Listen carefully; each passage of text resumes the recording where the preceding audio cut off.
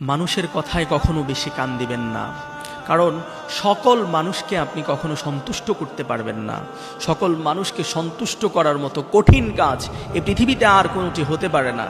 কারণ হলো আল্লাহর রসুল সাল্লাল্লাহু আলাইহি ওয়াসাল্লামের জামাতা হযরতে আলী রাদিয়াল্লাহু তাআলা আনহু বলেছেন, পৃথিবীর সবচেয়ে কঠিন কাজ হলো একজন মানুষকে সন্তুষ্ট করার লক্ষ্যে এগিয়ে যাওয়া। এর চাইতে বড় কঠিন কাজ আর হতে পারে না। অতএব সব মানুষকে আপনি কখনোই সন্তুষ্ট করতে পারবেন না। আপনি আল্লাহকে সন্তুষ্ট করার জন্য কাজ করুন। আল্লাহ রাব্বুল আলামিন কোরআনুল কারীমের মধ্যে বলেন, ওয়া ইন তুতি' আকসারা মান ফিল আরদি লিয়ুদিল্লুকা আন সাবিলিল্লাহ।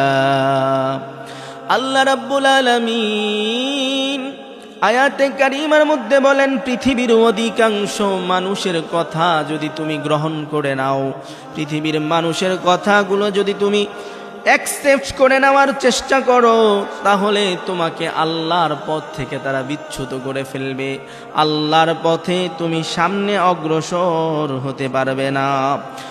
আল্লাহর হাবিব সাল্লাল্লাহু আলাইহি ওয়াসাল্লাম এই পৃথিবীর বুকে মানুষের কটু কথা শুনেছেন, মানুষের নির্যাতন সহ্য করেছেন, কিন্তু তিনি একমাত্র আল্লাহকে সন্তুষ্ট করার জন্য কাজ করেছেন। একমাত্র আল্লাহকেই সন্তুষ্ট করতে চেয়েছেন। পৃথিবীর মানুষকে আপনি সন্তুষ্ট করতে পারবেন না, পৃথিবীর মানুষকে সন্তুষ্ট করার জন্য কাজ করবেন না।